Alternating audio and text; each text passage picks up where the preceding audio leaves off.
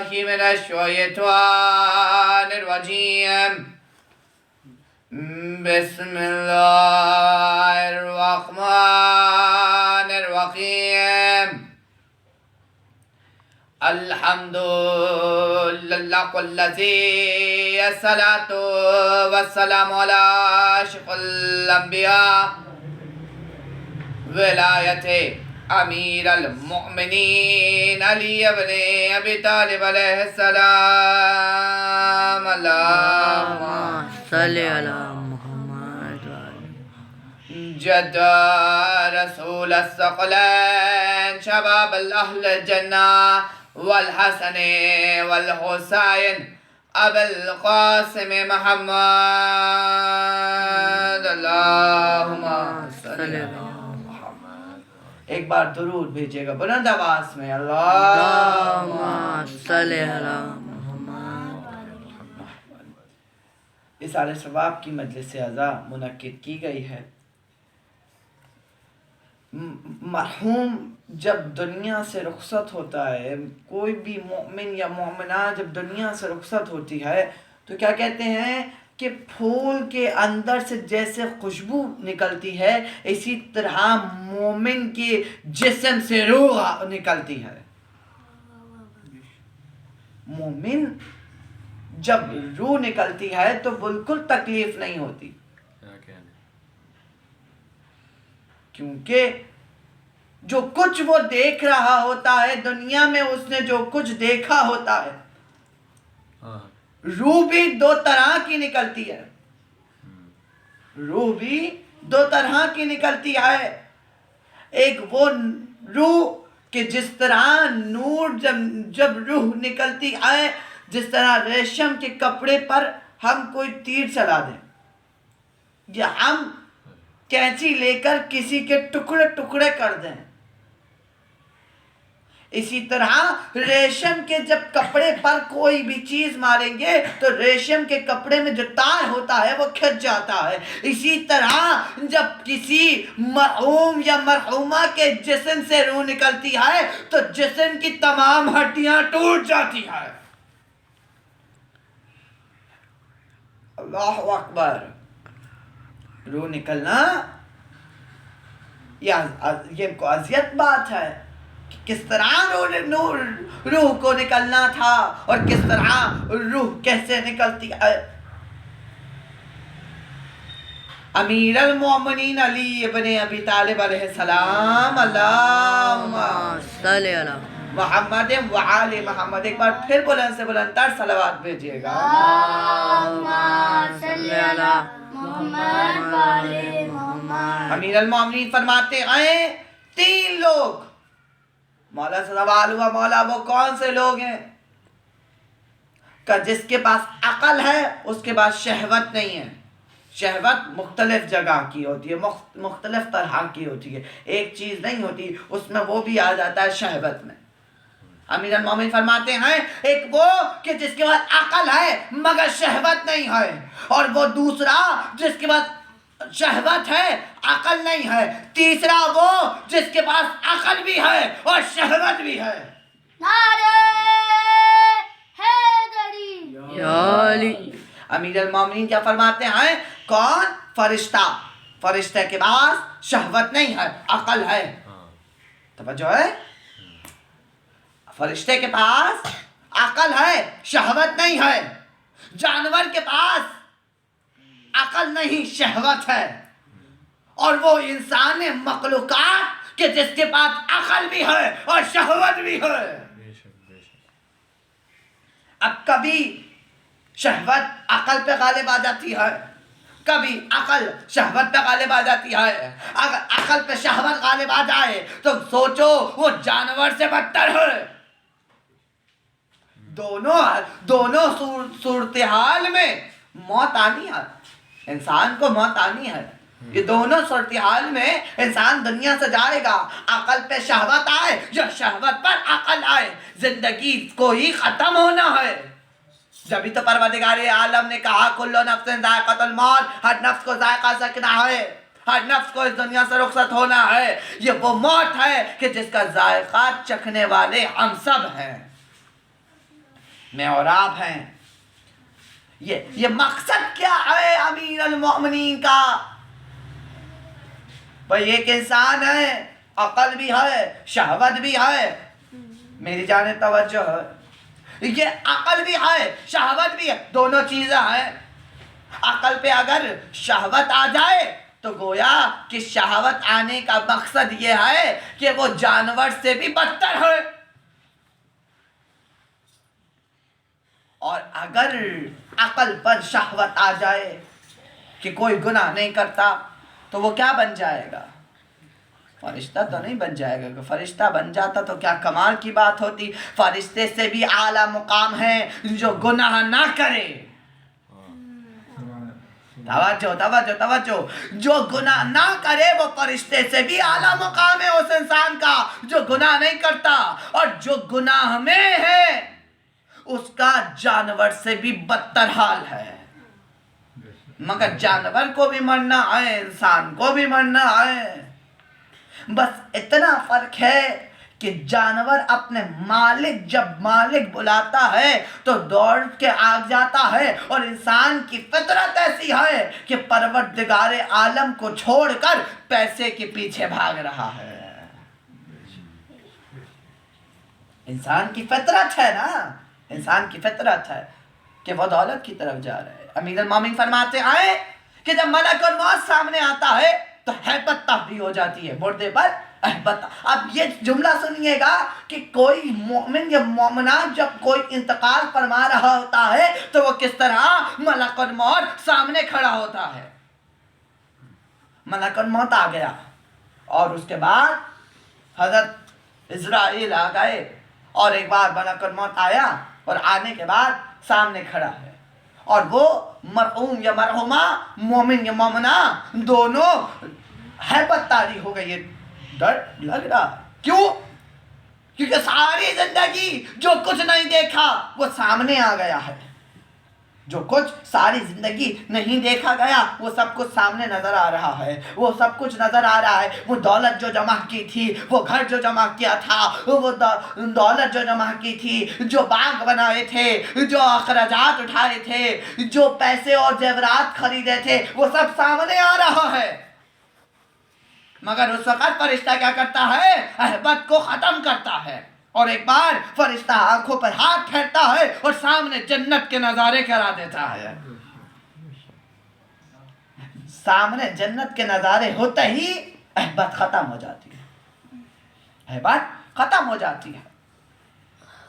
مگر امیر المومنین کیا فرماتے ہیں کہ جب انسان کے جسم سے روح نکلتی ہے تو اذیت بہت ہوتی ہے، تکلیف بہت ہوتی ہے. وہ 3 جگہ دیکھتا ہے. 3 جگہ دیکھتا ہے. پہلی طرف مال و دولت جو جمع کیا، دوسری طرف اولاد کو، تیسری طرف اعمال کو. پہلی طرف دیکھتا ہے دولت کو، مال کو، کہ میں نے اللہ کو چھوڑ دیا، رسول کو چھوڑ دیا، اولاد کو چھوڑ دیا تجھے جمع کرنے کے لیے. دولت کہتی ہے بس اس سے کفن خرید لو. جمع کی ہے، جو گھر بنایا ہے، جو مال و دولت جمع کی ہے، بس اس سے کفن خرید لو. اب میں تمہارا آگے ساتھ نہیں دے سکتا. فوراً اولاد سامنے آ جاتی ہے. اولاد جیسے سامنے آتی ہے نا تو مرحوم یا مرحومہ فوراً پلٹ کے کہتی ہے ساری زندگی تیری ہی تو میں نے دولت جمع کی ہے، تیرے لیے ہی تو گھر بنایا تھا، تیرے لیے ہی تو سب کیا تھا، تو میرے لیے کتنا کام آئے گا. وہ کہتے ہیں اماں ابا ہم آپ کے لیے قبر تک ساتھ ہیں، حتیٰ 40ویں تک ساتھ ہیں. اس کے بعد سب اپنے اپنے کاموں میں مصروف ہیں. آگے آ جاتا ہے اعمال.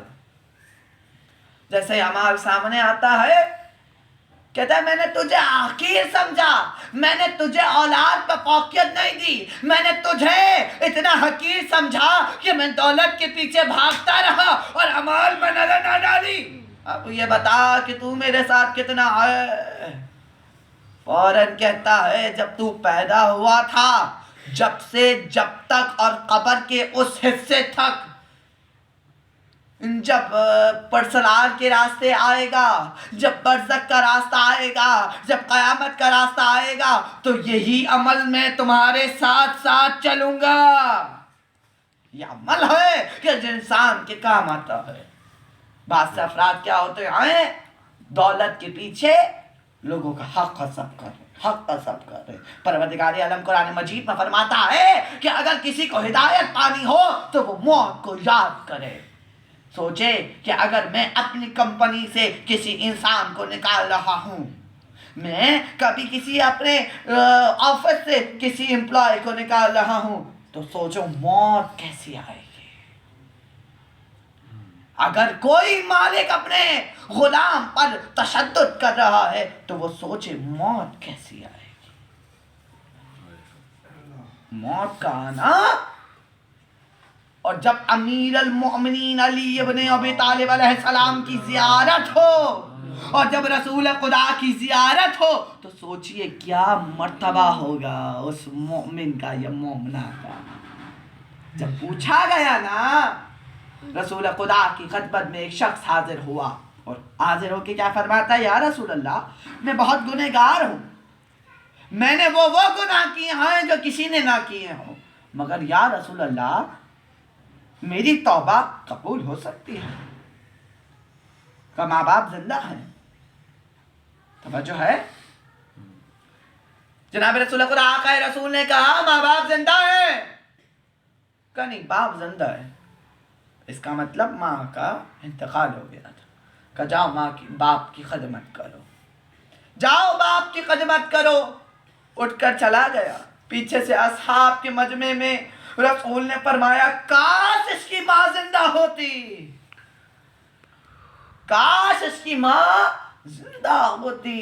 رسول فرماتے ہیں کہ یہ اپنی ماں کی خدمت کر لیتا تو اس کے تمام گناہوں کو معاف کر دیتا خدا۔ اس کی ماں کے گناہ، اس کے گناہ، اس کے کرتوت سارے ختم ہو جاتے، سوائے اس وجہ سے کہ اس نے ماں کی خدمت کی ہے۔ وہ ماں کہ 9 ماہ آپ کو شکم مادر میں رکھے اور اس کے بعد آپ کی بھوک سے پہلے آپ کے پاس کھانا لے آئے، اسی کے لیے تو سوال پروردگار عالم نے کہا کہ یہ وہ ماں ہے کہ جس کے قدموں کے نیچے جنت ہے، اور یہ جنت کا ایک دروازہ جنت کے باغوں میں سے ایک باغ کا قرار دیا گیا ہے۔ ایک بار صلوات بھیجیے گا۔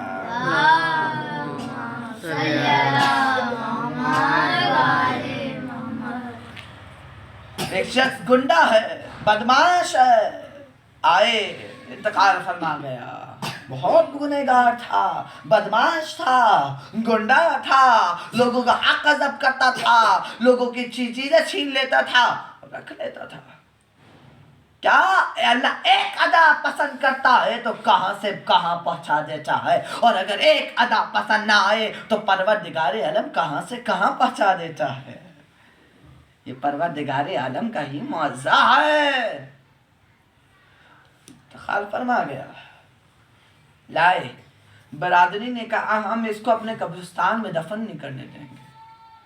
مولوی کے پاس آئے، مولوی سے کہا نماز جنازہ پڑھا دو، مگر مولوی کی جو مسجد تھی، مسجد کے صدر نے کہا مولوی صاحب اگر آپ نے نماز جنازہ پڑھا دی تو اس مہینے کی سیلری نہیں ملے گی، اس مہینے کی تنخواہ نہیں دیں گے ہم آپ کو۔ اب مولوی صاحب بھی ڈر گئے کہ اب جنازہ پڑھاؤں گا تو پیسے نہیں ملیں گے، کہ ہم نہیں پڑھائیں گے اس کا جنازہ۔ اٹھا کر کہیں دور لے گئے۔ اس جب دور لے گا، عابد نامی ایک شخص تھا، عابد نامی ایک شخص تھا، آگے بڑھا۔ لوگوں نے کہا اس کی نماز جنازہ پڑھا دو، کہا مجھے نماز جنازہ نہیں آتی، کہا جیسی آتی ہے ایسی پڑھا۔ اسے نماز جنازہ پڑھائی، اس کی کچھ فاصلے پہ دفن کر دیا۔ جس مولوی نے نماز جنازہ نہیں پڑھائی تھی، اس کی خواب میں وہ گنہگار شخص آیا، گنڈا بدماش آیا۔ مولوی صاحب کیا دیکھتے ہیں؟ اعلیٰ قسم کا لباس پہنا ہے، اعلیٰ قسم کا ہر چیز اعلیٰ قسم کی ہے، ایک بار مولوی صاحب اٹھے نیند سے بیدار ہوئے، انہی لوگوں کے پاس آئے جن کے باپ کا انتقال ہوا تھا کہ کہاں کس سے نماز جنازہ پڑھائی، کہاں دفن کیا، کہ عابد نامی ایک شخص ہے اس نماز جنازہ پڑھائی۔ فوراً مولوی صاحب اٹھ کر وہاں گئے اور کہا نماز جنازہ کیسی پڑھائی، کیا پڑھایا تھا کہ جو اس کو وہاں انعام ملا، وہاں اس کو اعلیٰ قسم کا لباس ملا۔ کہتا ہے مجھے تو کچھ نہیں آتا تھا، مجھے تو 2-3 صورتیں آتی تھی، میں کیا جانوں نماز جنازہ کیا ہوتی ہے، کون سی صورت کہاں پڑھی جاتی ہے، میں نے نماز جنازہ پڑھا دی۔ کہ پھر تمہاری نماز جنازہ پڑھانے کے بعد ہی اس کو اتنا اجر ملا کہ اس کو اعلیٰ لباس ملا؟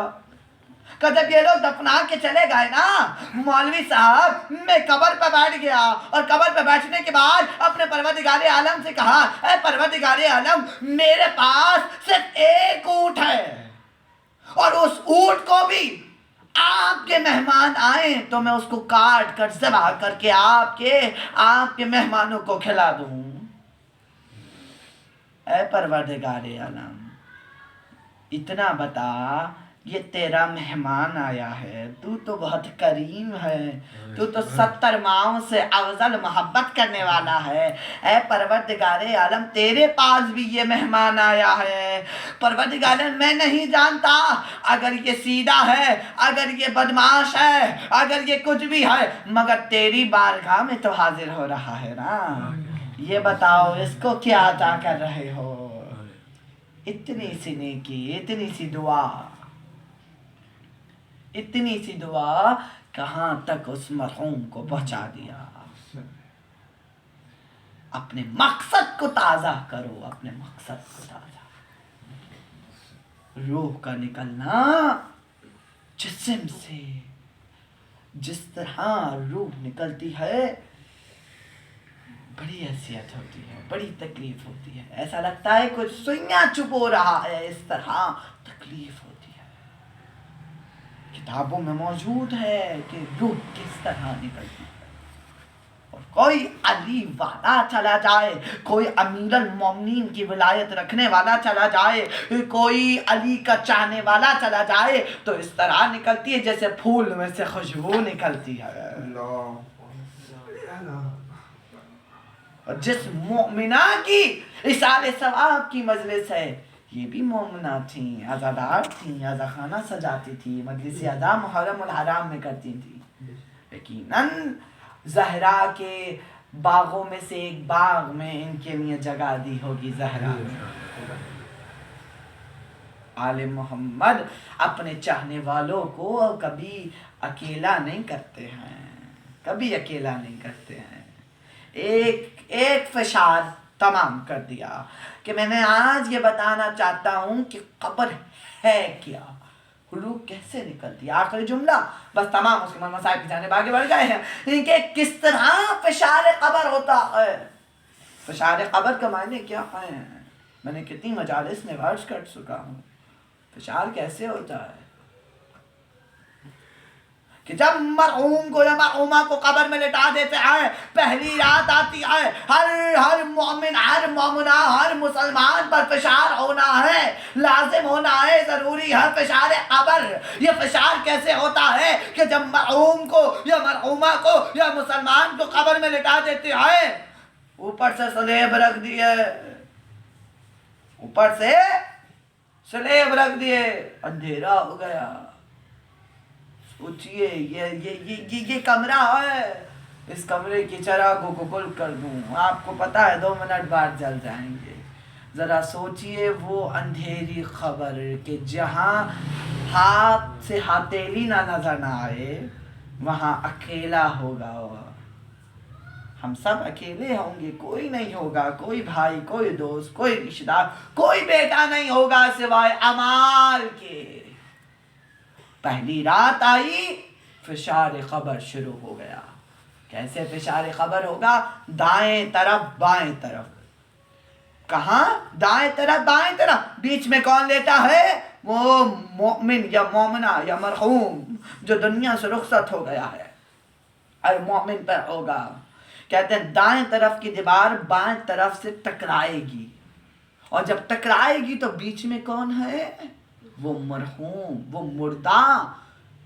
سوچئے اور اس کے بعد جو سلیب ہوں گے جو ہمارے سر پر موجود ہوں گے، جس زمین پر مردے کو لٹاتے ہیں وہ زمین سلیب سے جا کر ٹکرائے گی، اور بیچ میں کون ہے؟ مرحوم مردہ۔ اللہ اکبر۔ اپنے مقصد کو تازہ رکھیے، آل محمد سے محبت رکھیے، نماز میں تاخیر نہ کیجیے گا، اللہ تاخیر کرنے والوں کو بھی نہیں بخشتا ہے۔ اسی طرح لوگ پر مجھ سے بھی اور تمام ذاکرین عالم سے فرما بولتے ہیں کہ نماز میں ہم جب کھڑے ہوتے ہیں تو ہمارے خیالات ہمیں نماز نہیں پڑھنے دیتی ہیں۔ آخری جملہ ہے، یہی مجلس کا آخری حصے کو میں نے پیش کر دیا، اس کے بعد جو مجلس پیش کروں گا ابھی 8:30 بجے وہاں میں پیش کروں گا ہم امام موسیٰ کاظم کے حوالے سے، کہ ایک بار بعض سے افراد کہتے ہیں نماز پہ کھڑے ہوتے ہیں خیالات آنا شروع ہو جاتے ہیں، تو یہ سوچئے آپ کو سب سے زیادہ پسند کون سی جگہ ہے؟ اگر بولا جائے کہ مجھے تو گھومنے والی جگہ، مجھے تو ایسی جگہ جہاں گندگی ہو یا کوئی ایک ایسی جگہ ہو جہاں میرا دل لگ جائے، تو وہاں ٹائم پتہ چلے گا؟ ٹائم پتہ چلے گا؟ نہیں پتہ چلے گا۔ اسی طرح یہی تو پروردگار عالم ہے جس کی بارگاہ میں کھڑے ہو جاؤ اور یہ دماغ میں رہو کہ تمہارا اللہ تمہیں دیکھ رہا ہے، تو قیام کے سوا اور کچھ کرو ہی نہیں، سجدے کے سوا کچھ اور کرو ہی نہیں۔ مگر عزادارو، ماں کی انتقال ہوا ہے نا، مگر ایک جملہ سنیے گا، مسائل تمام، امام موسیٰ کاظم کا ایک جملہ، جناب زہرا کا ایک جملہ۔ امام موسیٰ کاظم کس طرح قائد خانے میں بن رہے؟ اس طرح کہ جس طرح قیام نہیں کر سکتا تھا میرا مولا، رکوع کی حالت میں تھا میرا مولا، 14 برس میرے مولا نے رکوع کی حالت میں گزارا۔ اجرکم آل اللہ، اجرکم آل اللہ، میرا مولا 14 برس 14 سال رکوع کی حالت میں تھا، مگر آخری وقت کیا آیا کہ کہتے ہیں جب زہر دیا گیا نا، جب کوئی کسی کو زہر دیتا ہے نا، کلیجے کے ٹکڑے نکلتے آئے، تڑپتا ہے، مگر جب میرا موسیٰ کاظم زہر دیا گیا، دائیں طرف پلٹا، سلاخیں لگی تھی، بائیں طرف لگا، سلاخیں لگی تھی، جو نوکیں تھی وہ موسیٰ کاظم کے پہلو پر لگی، اور موسیٰ کاظم نے کہا ہائے میری جدہ زہرا، اجرکم آل اللہ، اجرکم آل اللہ، اجرکم آل اللہ۔ عزادارو، میں اس مومنہ کے جنازے میں آیا تھا، میں نے دیکھا تھا بچوں کو تعزیت دے رہے تھے، بچوں کو پرسہ دے رہے تھے، بڑے احترام سے جنازہ پڑھایا نا، بڑے احترام سے غسل بھی دیا تھا، بڑے احترام سے جنازہ خبر کے حوالے بھی کیا، ذرا ایک لمحہ موسیٰ کاظم کے جنازے پر آ جاؤ جس کا لاشا بغداد کے پل پر۔ اجرکم آل اللہ، اجرکم آل اللہ، وہ زہرا بڑے نصیب والے بچے ہونا، تمہارے سروں پر کسی نے آ کر ہاتھ بھی رکھا تھا، شفقت سے کہا ہوگا یتیم ہو گئے ہو صبر کرنا، مگر ایسا تو نہیں تھا نا کہ زہرا کے جانے کے بعد زینب کو کسی نے آ کر پرسہ نہ دیا، ایسے بھی یتیم نہ ہوئے تھے ان کے چہرے پر کسی نے تماچے مارے ہو، کانوں سے گوہر کو چھینا ہو، ایک بیٹی ہے نا، سر پہ چادر بھی تھی، مومنات نے پرسہ بھی دیا، مگر ایک بالی سکینہ بابا کے جانے کے بعد سکینہ کے منہ پہ تماچے۔ اجرکم آل اللہ، اجرکم آل اللہ، اجرکم آل اللہ۔ بس آخری جملہ، یہاں زہرا کا غسل و کفن دیا گیا، یہاں زہرا کے غسل و کفن دیا گیا۔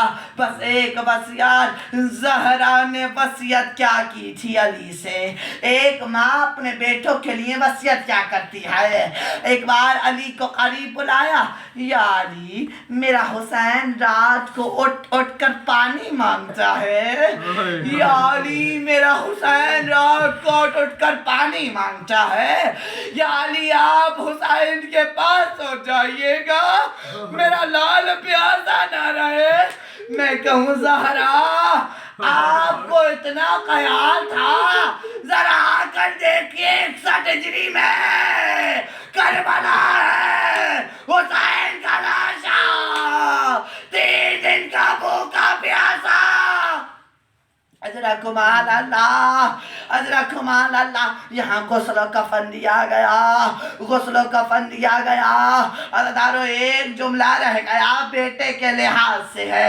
عزیزانو ماں کتنی محبت کرتی ہے، ماں کتنی محبت کرتی ہے۔ آخری جملہ ہے، ایک بار کہا علی نے آ جاؤ سب مل کر ماں کا آخری دیدار کر لو۔ ہر بیٹا آگے بڑھا، ہر بیٹی آگے بڑھی، زینب آگے بڑھی، ام کلثوم آگے بڑھی، حسن آگے بڑھ، نہیں بڑھتے تو حسین آگے نہیں بڑھتے، حسین آگے نہیں بڑھتے، اماں نہیں بلائے گی حسین نہیں آئے گا، اماں نہیں بلائے گی حسین نہیں آئے گا۔ آخری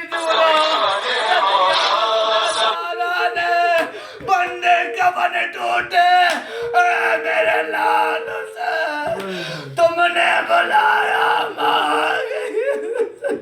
ہائے ہائے ہائے ہائے ہائے